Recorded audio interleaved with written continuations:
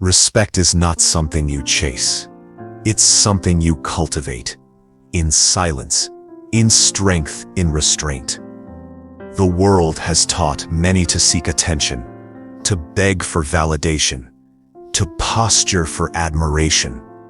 But the Stoic knows better. The Stoic walks another path, a path where dignity is carved not through noise but through character, where true reverence is earned not by demanding it, but by deserving it. In this video, we'll explore 9 hidden Stoic ways to make others respect you, not in a shallow, performative way, but with a quiet gravity that lingers in the room even after you've gone. Whether in love, in friendship, or at work, respect cannot be forced. It must be inspired. As you listen, take note of which chapters strike a chord with you. And if you find wisdom here, share it with a friend, with a partner, or simply by subscribing to this channel. Because the more we practice Stoicism together, the more we transform not just ourselves, but the world around us. Chapter 1. Set firm boundaries. They may smile when you agree to everything. They may nod approvingly when you bend, when you yield, when you accommodate their every whim. But behind those smiles, behind those nods, there is no true respect. There is convenience, comfort, control, and the moment you stop serving that comfort, the moment you say no, you'll see how thin that approval truly was. To be respected, you must be willing to be disliked. Not because you are cruel, not because you are stubborn, but because you refuse to betray yourself in order to please others. Setting boundaries is not about building walls. It's about drawing lines in the sand that say, this is who I am. This is what I value. This is how I deserve to be treated. And those lines, when drawn with calm confidence, command more respect than 1,000 loud demands ever could. The Stoics believed that our minds are the only true domain we control. You do not govern the thoughts of others. You cannot control their opinions, but you can govern what you tolerate. And that is a power that too many give away too easily. Consider how many times you've said yes when your heart whispered no. How many times you've gone along to avoid tension, to preserve the peace, only to find yourself feeling hollow, compromised, and quietly resentful. These are the tiny betrayals we commit against ourselves daily, and each one erodes our self-respect and the respect others might offer us. Boundaries begin internally. Before you can say no to someone else, you must say yes to yourself. Yes to your time. Yes to your energy. Yes to your standards. You teach others how to treat you, not through ultimatums, but through consistency, through the unwavering stillness of someone who knows what they stand for and will not apologize for it. But understand this: people will test your boundaries, especially if you have not set them before. They will press, they will pout, they will push, and that is when the storm begins. That is when your resolve will be questioned. You may feel guilt. You may fear being called selfish, cold, or difficult. Let them speak. The Stoic does not shiver at the sound of disapproval. You do not owe the world your compliance. You owe yourself your integrity. And the ones who are meant to walk beside you, in love, in business, in friendship, will not be threatened by your boundaries. They will be drawn to them. Because deep down, we all long to be around people who respect themselves. Their clarity brings peace. Their confidence offers shelter. Their firmness offers trust. This is not about rigidity. There are moments to bend, to yield with grace. But the Stoic bends with intention, not with fear, and never at the cost of what is essential. You must know where your flexibility ends and your authenticity begins. That invisible point where pleasing others starts to come at the expense of betraying yourself. That is where your boundary must live. And sometimes setting a boundary means walking away, not as a threat, but as a consequence. If your peace is not honored, if your worth is not seen, then the path ahead no longer includes them. You do not yell. You do not explain yourself over and over. You simply leave, with calm dignity. That departure will echo louder than any raised voice ever could. So ask yourself now, where in your life have you allowed your limits to be crossed because you feared the discomfort of confrontation? Where have you traded respect for approval? And more importantly, where will you draw the line today? If this chapter spoke to something you've lived or something you're learning to live, I invite you to share your experience below. Your story may be the one that gives someone else the strength to reclaim their own boundaries. Chapter 2. Act with quiet dignity. In a world addicted to applause, dignity is a quiet rebellion. There is a power in restraint, a magnetism that does not need to shout, boast, or flex. When a person walks through life without the need to be the loudest voice in the room, they invite a different kind of attention, one that is not performative, but genuine, one that is not demanded, but freely given. The Stoic knows this well. Marcus Aurelius, perhaps the most well-known of them all, was an emperor, yet his writings whisper with humility. His strength was not in his title, but in the way he carried it. No arrogance, just the steady rhythm of someone at peace with his place in the world. Regardless of whether the world applauded or not, quiet dignity is not weakness. It is a fire that burns low but steady, unshaken by storms, undistracted by noise. It is the man who endures insult without needing to retaliate. It is the woman who stands her ground without raising her voice. It is the soul that knows its worth and finds no need to prove it. When you act with quiet dignity, you shift the dynamic of every room you enter. People may not understand it at first. They may poke, provoke, try to unsettle your calm. But your stillness unsettles them more, because when you don't flinch, when you don't defend, when you don't justify your every move, you signal something rare, self-possession. And in time, they respect it, even if they never admit it out loud. Think about how many chase status, flaunt wealth, talk over others just to feel seen. Now consider the one who listens more than they speak, the one who moves with intention, the one who can disagree without needing to dominate. That person commands a deeper respect, because their presence isn't about performance. It's about substance. But this path is not easy. There will be moments when your ego itches for a comeback, when you're tempted to put someone in their place, to prove your intelligence, your superiority, your righteousness. That's the fork in the road. The Stoic pauses, breathes, and chooses not the sharp response, but the steady one. This doesn't mean silence at all costs. It means discernment. You choose your moments. You weigh your words. You understand that power lies not in volume but in control. It's in the way you sit calmly during conflict, refusing to be baited into chaos. It's in the way you respond to praise, not with inflated pride but with grounded gratitude. It's in the way you walk away from drama without needing to announce your exit. Dignity, in the Stoic sense, is not passive. It is deeply active. It is the discipline of composure, the refusal to let others pull you into emotional reactivity, the ability to hold yourself like a king or queen, even when others treat you like a servant. And this is not about Stoic performance, cold detachment, lifeless distance. No.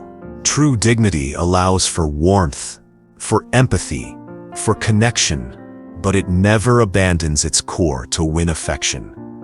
It never collapses just to be embraced. In practice, this might mean holding your tongue when gossip tempts you.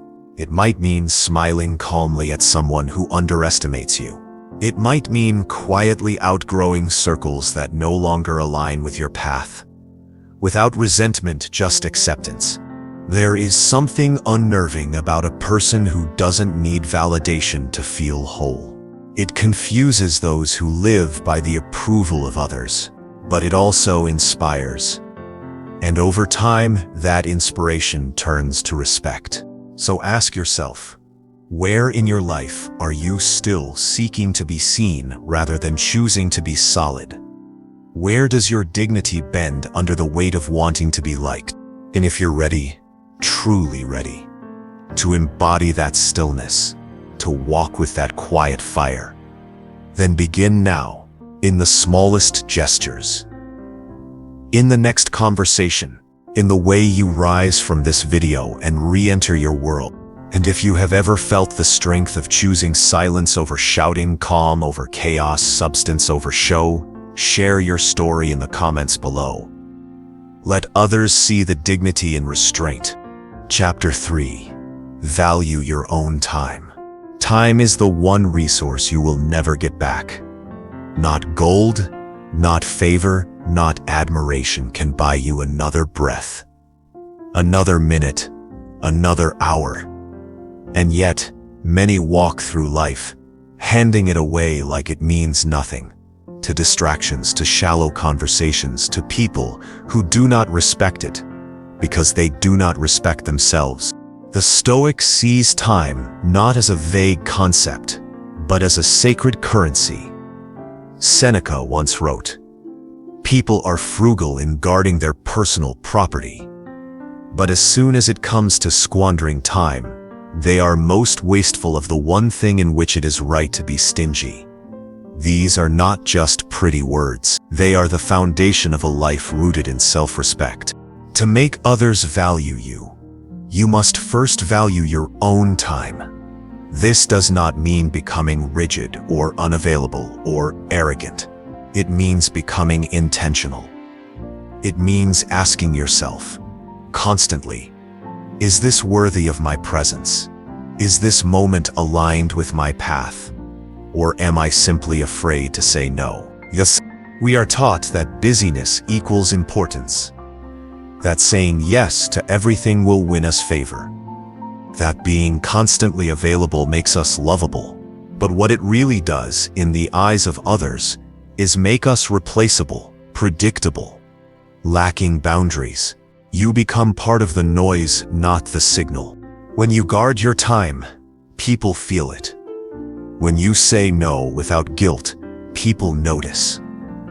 When you take hours or days to respond, not because you're playing games, but because you're focused on meaningful things, people adjust. The world respects the man or woman who moves at their own rhythm, who does not rush to meet every whim, who shows that their attention is earned, not owed. Look at how people behave when they know your time is precious. They show up on time. They speak with purpose. They think before they interrupt. Why? Because you've trained them to. You've taught them that time spent with you is not casual. It is significant. This is not about being unreachable. It is about becoming deliberate. How many hours have you given away in the name of being nice, only to feel drained, frustrated, unseen? That feeling, that invisible fatigue, is the cost of undervaluing your minutes. And people sense that devaluation. They learn from it how to treat you. The Stoic does not panic when idle. They do not fill every void with noise. They are at peace with stillness, because they understand that time is not a thing to be killed. It is a thing to be honored. Every hour is a chance to build, to learn, to reflect. Every moment wasted in meaningless interaction is a moment robbed from something deeper. Start noticing where your time goes. Is it flowing into conversations that go nowhere? into digital distractions that drain rather than fuel you, into appeasing people who would not return the gesture? If so, it is time to shift. You do not need to explain why you are unavailable. You do not owe long justifications for protecting your peace. A simple "I can't" is a full sentence. A short pause before replying tells the world that you are engaged in things of substance. Even in relationships, this matters. Especially there. When you drop everything at a moment's notice, you train others to believe your priorities are always flexible. But when you maintain your rhythm, when you continue your workout, finish your reading, complete your work, before re-engaging, you remind them of your inner compass. And paradoxically, this makes you more magnetic. Why? Because you are not grasping, you are not chasing, you are not adjusting your schedule to gain approval. You are simply living with focus. And that energy commands respect far more than constant availability ever could. Ask yourself now, who in your life has truly earned your time? And who is merely renting it out of habit? What would happen if you became more selective, more intentional, more unapologetically present in how you spend your days? If this reflection stirred something in you, write below, "I will treat my time as sacred." Or, better yet, share an experience where choosing your own time led to more respect from others, or from yourself. Chapter 4. Speak with purpose. Words are not feathers blown by the wind. They are chisels, instruments, and when used with purpose, they carve respect into the minds of those who hear them. The Stoic does not speak for the sake of noise. The Stoic speaks when it matters, and speaks with weight. There is no performance in their tone, no need to fill silence with empty chatter. Every sentence, every pause, every silence is deliberate. In a world where most people speak to be heard, the Stoic speaks to be understood. The modern voice is often loud, reactive, impulsive. We interrupt to win. We shout to dominate. We joke to deflect. But none of these invite respect. They invite entertainment, maybe compliance, occasionally, but not deep reverence. To truly speak with purpose, you must first listen, not to respond, but to absorb, to catch what is not said, to notice body language, inflection, doubt hiding behind certainty. You become a student of the moment, not just the noise. Then, and only then, do you speak. Slowly, intentionally.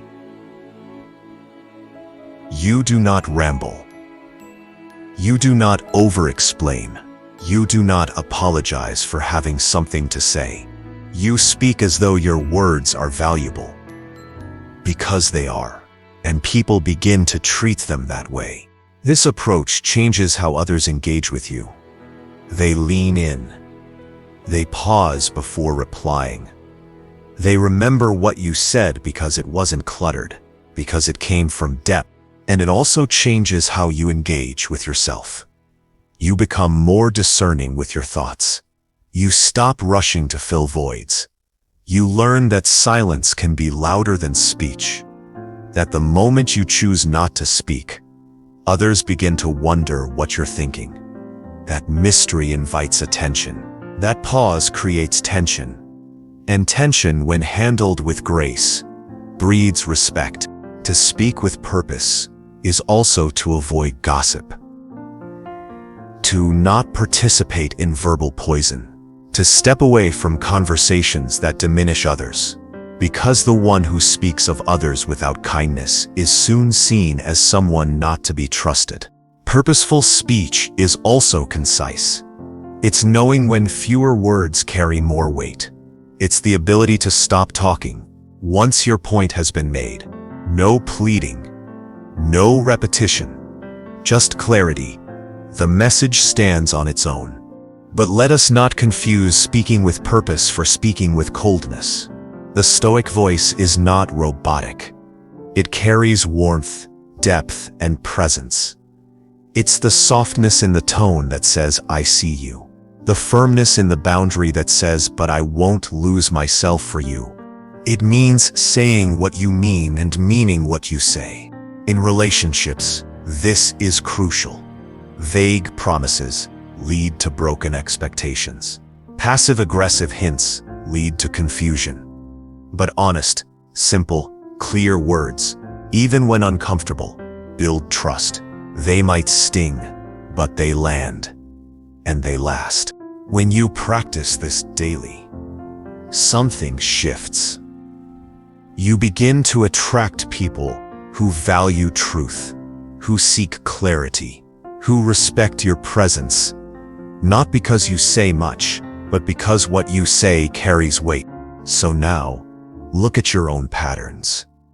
Do you talk to fill silence, or to say something real? Do you blurt opinions without thought, or do you wait until you can offer insight? Are your words reactive or reflective?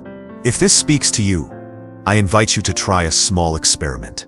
For one day, speak only when it truly serves a purpose. Let your words be few, but meaningful. Then observe the reaction of those around you. And in the comments tell me, what's one phrase or sentence you've said or heard that changed everything? That one purposeful line that stayed with you. Let's gather those words like gold. Chapter 5. Grow without fanfare. There is a quiet strength in evolving when no one is watching. A calm dignity in transformation that needs no witness, no applause, no proof. Growth, when done for the self and not the spectacle, commands a rare kind of respect, the kind that doesn't fizzle out when attention fades. The Stoic grows in silence, not because they are hiding, but because they are focused. They do not post every workout, announce every breakthrough, or flaunt every step of the journey. They simply become more, and let the change speak for itself. In today's world, progress is often performative. We are encouraged to share every milestone, to brand every habit, to monetize every improvement. But in doing so, we sometimes trade depth for display, reflection for validation, intention for attention. The Stoic sees the danger in that. Growth becomes fragile when it's built on being seen. The moment the likes stop, so does the motivation. The moment the praise fades, so does the effort. But when you grow in silence, when your drive comes from within, there is no expiration date on your progress. No audience needed. No stage required. Just you, your values, your discipline, and your direction. It may be lonely. At times it may feel invisible. But over time it becomes undeniable. Your presence shifts. Your energy steadies. Your choices align. And people begin to notice, not because you told them, but because they can feel it. This type of growth builds gravity. You walk into a room, and without saying a word, people sense something different. Not louder, not flashier, but grounded, certain, mature. The Stoic does not need to prove they've changed. They simply let the results accumulate. They let their actions build a track record that outlasts any announcement. They become the kind of person who doesn't need to say, I've changed. Because everyone already knows. This doesn't mean you can't celebrate progress. But it means the celebration is internal, quiet. A nod to yourself in the mirror. A long breath after keeping a promise. A silent smile when you realize you handle the trigger with grace. Real growth is measured in the pauses. The moment you didn't overreact, the craving you resisted, the kindness you chose when no one would have blamed you for anger. If you want true respect, deep, enduring respect, grow in silence. Let others talk. Let others broadcast. You build, you reflect. You evolve. And then, when the world meets the new version of you, they will feel the difference. Not in your words, but in your being. If you've ever gone through a season of silent transformation, if you've ever grown behind the scenes, share your story in the comments. Or, if you're still in that quiet season now, simply write, "I'm building in silence. Let that be enough." Chapter 6. Stay true to principles.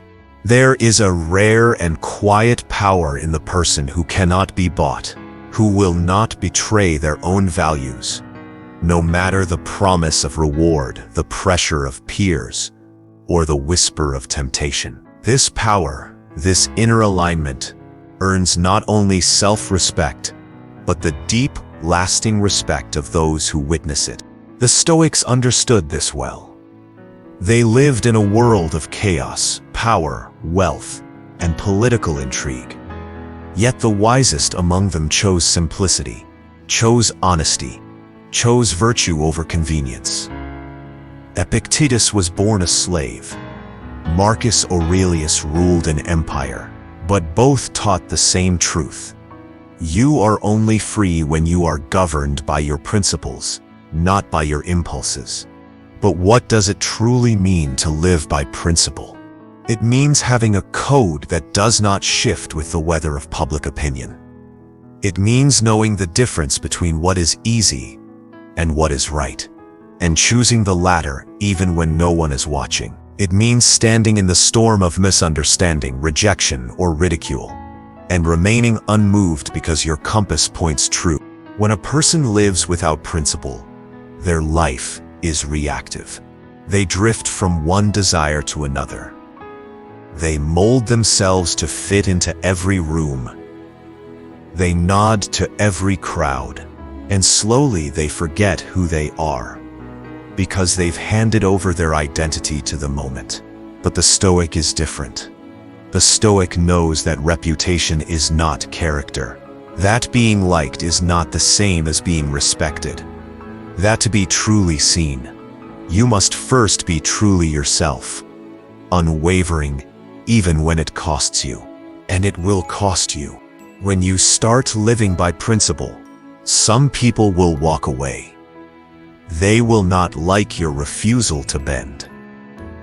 They will feel threatened by your clarity, uncomfortable with your calm. They will test your edges, not because they hate you, but because your presence forces them to confront their own lack of discipline. But over time, the same people who once questioned you will begin to admire you, quietly, perhaps even secretly, because deep down we all crave the company of someone who cannot be shaken by trend, flattery, or fear.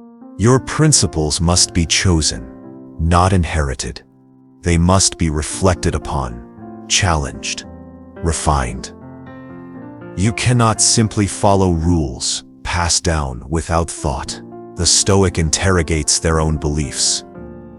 They do not cling to dogma, but to wisdom. They adjust only when truth demands it, never when pressure does. Living by principle shows in the smallest things.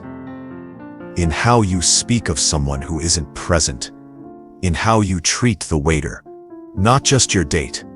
In how you respond to power when it favors you, and when it doesn't.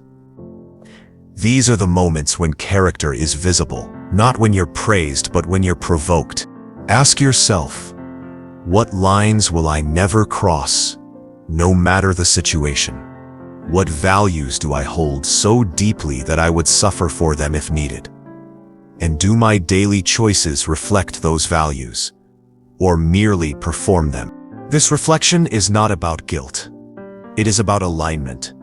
The more your actions match your beliefs, the more whole you feel. The more integrity you show, the less explaining you need to do. And when others see that your yes means yes and your no means no, they trust you. They may not agree with you, but they will respect you. This is especially true in love. In relationships, we are often tempted to shift, to blur our standards, to soften our voice, in hopes of being accepted. But what draws people in deeply, what keeps respect alive, is the presence of someone who refuses to self-abandon. The one who says, "This is what I believe. This is how I move. I will love you fiercely, but not at the cost of my truth." That presence is magnetic. That strength creates space for real intimacy, because it is built on truth, not performance. And when others see that you cannot be manipulated, cannot be swayed by attention or provoked by silence, they learn to treat you with reverence, because you are not playing the same games. You are walking a different path, a Stoic path. If this speaks to something within you, if you've ever chosen your values over popularity, your integrity over ease, share that moment in the comments, or simply write, "My compass is internal." Let the world know you're not for sale. Chapter 7. Show strength in silence. There is a kind of strength that never raises its voice, a kind of power that does not posture, does not plead, does not rush to defend itself. This strength is rare. It is quiet. It is the kind you find in those who have nothing to prove, because they have already proven it to themselves. The Stoic embraces this silence, not the silence of weakness, but of wisdom. Not the silence of submission, but of mastery. Most people fill silence with noise because they are uncomfortable with what it reveals. In arguments, they speak over each other. In discomfort, they fidget, joke, interrupt. But the Stoic sits still, observes, listens, because silence, when chosen, becomes a statement louder than any shouted words. When someone offends you, silence can be your response. Not because you are powerless, but because you refuse to let their chaos enter your kingdom. When someone disrespects you, you do not need to retaliate, to reclaim your dignity. You simply let the moment pass and watch their behavior echo back at them. This does not mean you become a doormat. It means you understand when words would only feed the fire. It means you recognize that not every attack deserves an answer, that sometimes the most devastating reply is none at all. In relationships, this strength in silence is even more profound. When tension rises, when emotions swirl, when expectations collide, most people react, but the Stoic pauses, takes a breath, chooses when, how, and if to engage. That pause, that restraint, shows that you are not a slave to emotion, that you command your impulses rather than the reverse. This kind of presence is disarming. It unsettles the immature. It draws in the curious, and it captivates those who seek something real. But silence is not just a shield. It is a mirror. It shows you where your own insecurities lie. It reveals what you're uncomfortable facing. In those moments of stillness, your mind speaks, sometimes louder than your voice ever could. The Stoic uses these moments. They sit in the quiet, reflect, learn. They do not rush to fill the void.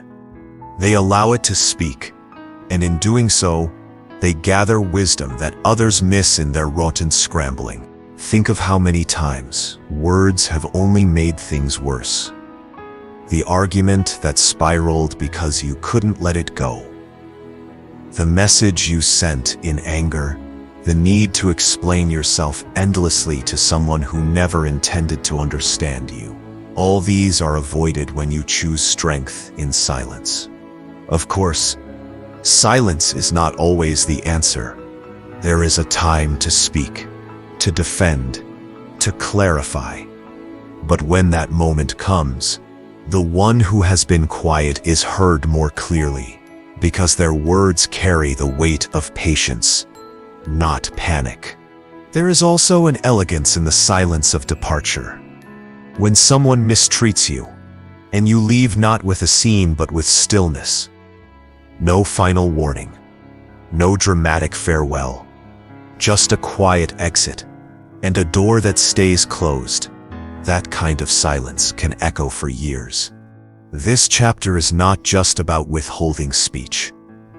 It's about practicing presence, stillness, observation, the discipline of non-reaction. It's about developing an inner world so grounded, so calm, that external noise cannot disturb it. That presence earns respect because it is rare. Most people live in reaction. The Stoic lives in response, intentional, measured, and often unspoken. So now ask yourself, when was the last time you allowed silence to speak for you? When did you refrain from defending yourself and let your actions speak instead? If you've ever felt that quiet strength, or if you've learned to hold your voice until the moment is right, share that story below, or write simply, "Silence is my power." Let the world hear it, without a word. Chapter 8. Lead by example. There is an old saying, often echoed across cultures and centuries. What you do speaks so loudly that I cannot hear what you say. And in the heart of Stoic wisdom, this is sacred truth. To lead by example is to be the kind of person others remember, not because of grand speeches, not because of public declarations, but because of the quiet way you live, because of the consistency between your words and your actions, because of the strength you display, not in telling others what to do, but in showing them over time, without force, without demand, and without needing to be recognized. Most people speak endlessly about what they believe, about who they are, about the principles they hold dear. But when stress hits, when no one is watching, when the stakes rise, their true habits emerge, their true nature is revealed. And often it is not the one they claim to embody. The Stoic, however, is different. The Stoic lives in alignment, and it is this alignment that gives their presence weight, a presence that teaches more than 1,000 words ever could.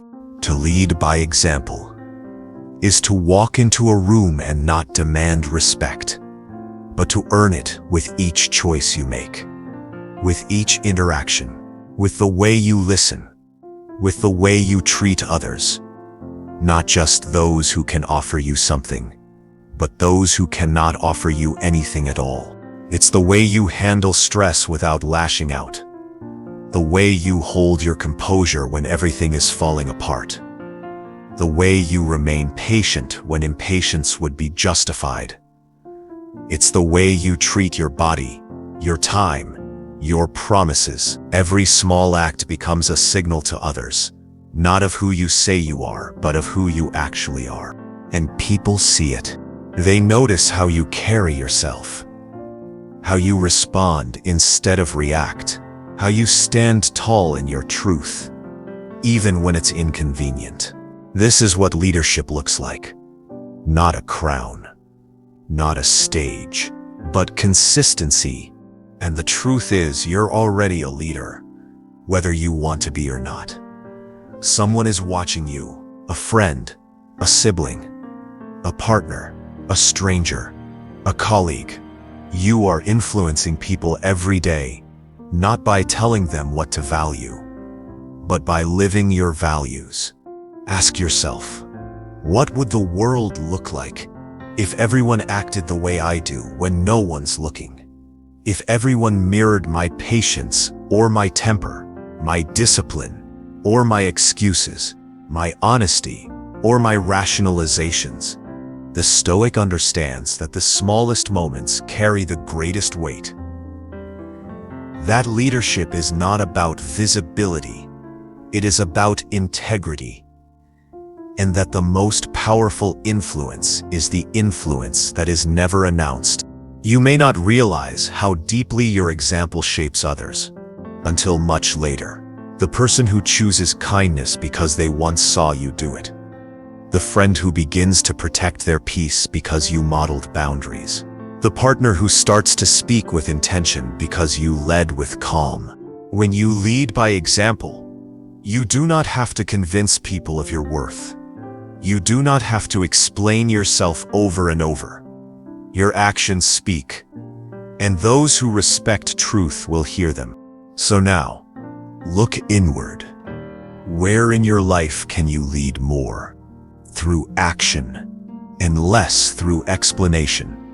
Where have you relied too heavily on words? And what would happen if you simply embodied what you believe quietly, without fanfare? If you've ever felt the shift in how others treat you once you stopped preaching and started living, share your story in the comments, or simply write, "My actions lead." Let that be your quiet declaration. Chapter 9. Embrace independence. There is no greater respect than the kind earned by someone who needs nothing from you. No hidden motives. No subtle dependencies. No desperation for attention, validation, or approval. Just calm presence. Self-contained. Whole. The Stoic path leads to this place. A kind of independence that is not about isolation or coldness, but about wholeness. About becoming a complete and rooted individual who walks through life, not leaning, not clinging, but standing on their own. When others sense this in you, they are drawn in, not because you chase, but because you don't. Not because you demand, but because you already are. The independent soul does not need to announce their freedom. It is felt in how they move, in how they love, in how they let go.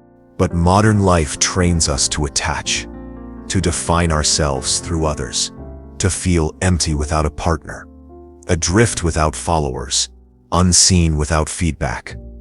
We're conditioned to measure our worth through mirrors, not through stillness. The Stoic rejects this illusion. They know that relationships are beautiful, but not everything. That community matters, but self-reliance comes first. That to truly choose someone, you must first know how to walk alone. And this is where real respect begins. Because dependence invites control, and control erodes dignity. But independence, true inner freedom, creates space for admiration, for desire, for influence. Because you are not chasing anything. You are offering something, something rare. This does not mean building walls. It means building roots, knowing your values, pursuing your growth, holding your standards, living your truth, even when no one else affirms it, especially then. To be independent is not to be distant. It is to be secure, emotionally, financially, spiritually. You know who you are. You know what you want, and you don't trade that for cheap comfort or shallow praise. Others feel this. When you do not flinch at silence, when you do not panic, when plans shift, when you do not orbit around anyone else's moods, you become magnetic, because you're not needy, you're not grasping, you're whole. In romance, this is essential. Clinginess repels, desperation suffocates, But independence creates attraction, respect, deep connection. When two people are complete on their own, and then choose to build something together, that's real power. And even if someone walks away, you remain whole. You do not collapse. You do not lose yourself. Because you were never leaning on them to stand. You were walking beside them, not carried by them. This is the strength of the Stoic. To know that everything external is fleeting, and yet to love fully anyway, to invest anyway, but to do so from a place of choice, not need. So ask yourself, do I move from fullness or from lack? Can I be alone without being lonely? Do I need others to feel valuable? Or do I know my worth in the quiet of my own presence? If you're building this kind of strength, or if you've already found it, let others learn from you. Share your thoughts in the comments, or simply write, "I walk whole." Let that truth ripple through the noise. Conclusion: respect is not something you ask for. It is something you build in silence, in choices, in consistency. The Stoic does not chase validation. The Stoic becomes someone who cannot be ignored, not because they are loud, but because they are solid, unshakable, rooted. We've explored 9 hidden Stoic ways to make others truly respect you. But the deeper truth is this: the more you respect yourself, the less you need others to confirm it. And ironically, that is what draws their admiration. Set your boundaries. Act with quiet dignity. Value your time. Speak with purpose. Grow in silence. Stay true to your principles. Find strength in stillness. Lead without preaching.